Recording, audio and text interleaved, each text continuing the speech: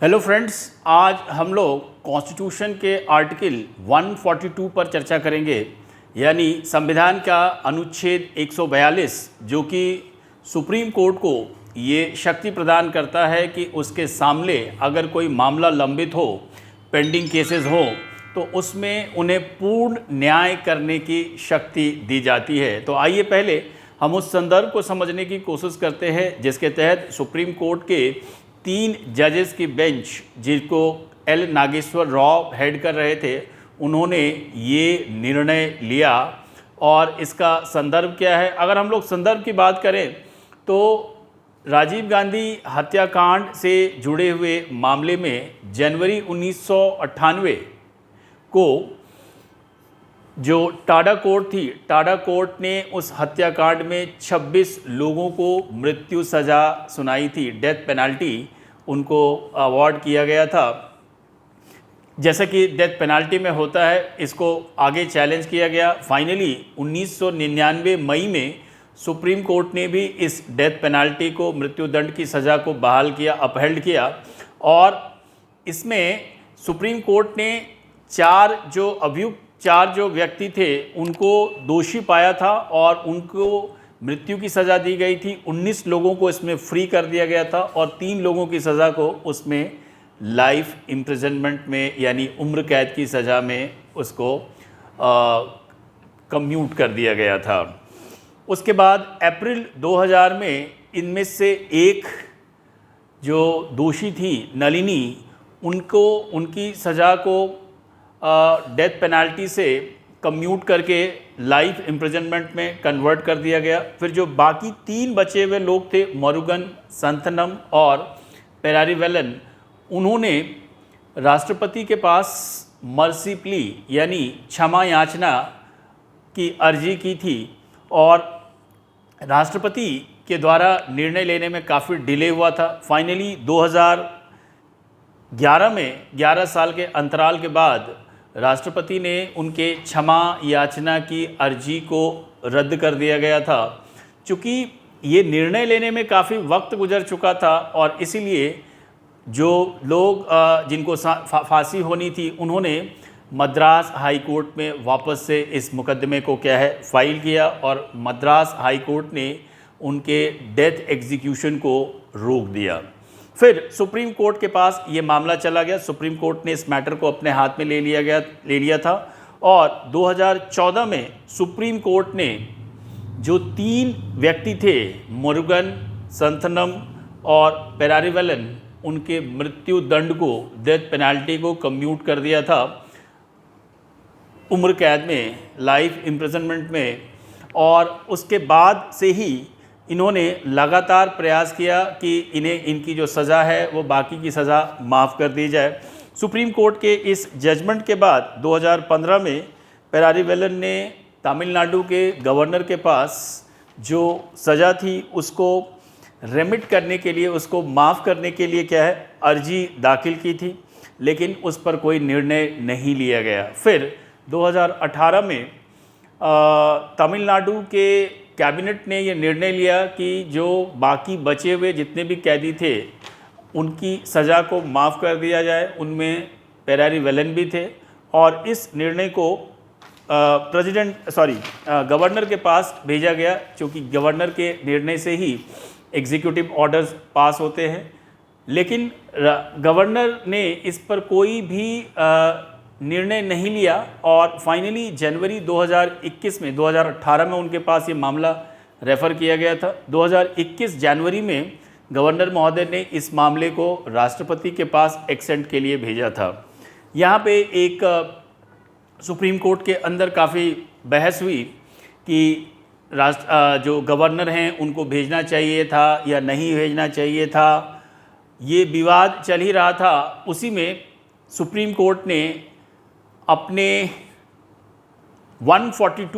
Article 142 के तहत जो उनको अधिकार दिया गया है, उस अधिकार का इस्तेमाल किया और सुप्रीम कोर्ट ने इसके बैकग्राउंड में कहा कि चूँकि ऑलरेडी उन्होंने बहुत लंबी सज़ा काट ली है जेल के अंदर,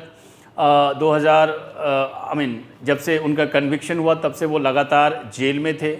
उसके अलावा जो उनका बिहेवियर था उसमें चेंज देखा गया, उसमें लगातार चेंजेस थे। फिर उनके पिटीशन, उनका जो उनकी क्षमा याचना की अर्जी थी, जो उनका मर्सी पिटीशन था, वो बहुत लंबे समय तक पेंडिंग था और उसके कारण से उनको काफ़ी मानसिक परेशानियों से गुजरना पड़ा होगा। और फाइनली जब ये मैटर गवर्नर को रेफ़र किया गया 2018 में, तो गवर्नर साहब ने भी इस पर कोई निर्णय नहीं लिया और फ़िलहाल उन्होंने क्या है 2021 में इस मामले को राष्ट्रपति के पास भेज दिया था। तो वैसे में कोर्ट ने ये भी कहा कि ऐसा कोई कानून नहीं है जहाँ पे कि जो क्लीमेंसी है, जो क्षमादान की शक्ति है गवर्नर के पास आर्टिकल 161 के तहत, उसमें राष्ट्रपति से कंसेंट लेने की उन्हें कोई आवश्यकता नहीं होती है। ये अलग शक्तियाँ दी गई हैं जहाँ पे कि कानूनी परिप्रेक्ष्य से अलग एक डिफरेंट दृष्टिकोण से यहाँ पे क्षमादान की शक्तियाँ दी गई हैं। लेकिन चूँकि ये मामला बहुत लंबे समय से पेंडिंग था, इसलिए सुप्रीम कोर्ट ने इन आधारों को, बैकग्राउंड को आधार बनाते हुए ये कहा कि अब ऐसे मामलों पर सुप्रीम कोर्ट न्याय करेगा और संविधान का जो अनुच्छेद है 142 वो उन्हें ये अधिकार देता है कि ऐसे मामलों में वो जजमेंट ले सकते हैं जहाँ पे कि कानूनी अड़चनें हैं या कानून बहुत स्पष्ट नहीं है।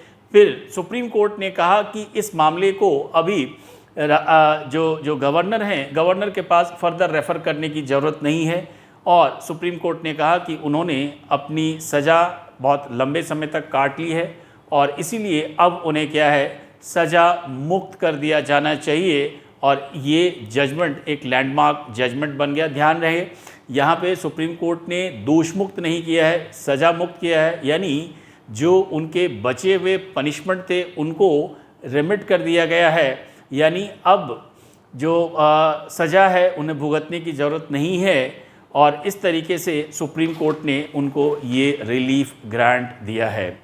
आर्टिकल 142 असल में सुप्रीम कोर्ट को ये शक्ति देता है कि उसके पास अगर कोई भी मामला लंबित है जहाँ पे कि कानूनी अड़चनें हैं, लीगल हर्डल्स हैं या किसी भी मैटर से, किसी भी वजह से सुप्रीम कोर्ट को ऐसा लगता है कि यहाँ पे न्याय करना आवश्यक है, तो सुप्रीम कोर्ट न्याय कर सकता है, पूर्ण न्याय कर सकता है और ऐसा अधिकार संविधान के द्वारा दिया गया है।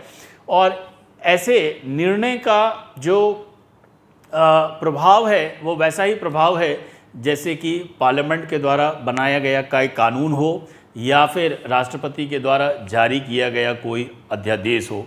तो सुप्रीम कोर्ट कुछ मामलों में इस तरीके के निर्णय ले सकते हैं। इससे पहले भी सुप्रीम कोर्ट ने कई मामलों में इस तरीके के निर्णय लिए थे, जिसमें कि भोपाल गैस ट्रेजेडी, जिसमें कि यूनियन कार्बाइड का मामला था, उसमें सुप्रीम कोर्ट ने आर्टिकल 142 का इस्तेमाल किया था जो भी पीड़ित व्यक्ति थे उनको कंपनसेशन दिलाने में। उसी तरीके से बाबरी मस्जिद डिमोलिशन केस में भी सुप्रीम कोर्ट ने जो डिमोलिश स्ट्रक्चर था वहाँ पे मंदिर बनाने के लिए एक ट्रस्ट बनाने का एक आदेश दिया था। और फिर सुप्रीम कोर्ट ने एक और निर्णय में जो नेशनल हाईवेज़ हैं या स्टेट हाईवेज़ हैं उनसे 500 मीटर के दायरे में शराब को पूर्ण तरीके से बेचने पर प्रतिबंध लगाया था। ऐसे मामलों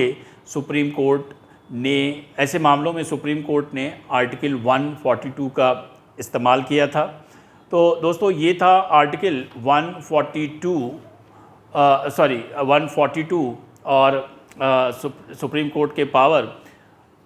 इससे अलग भी आर्टिकल 72 और 161 के तहत प्रेसिडेंशियल और गवर्नेटोरियल क्लेमेंसी की उसका प्रावधान संविधान के अंदर है, जैसे कि इस्तेमाल किया जाता है लोगों के जो लोग दोषी होते हैं उनके सज़ा को माफ़ करने में।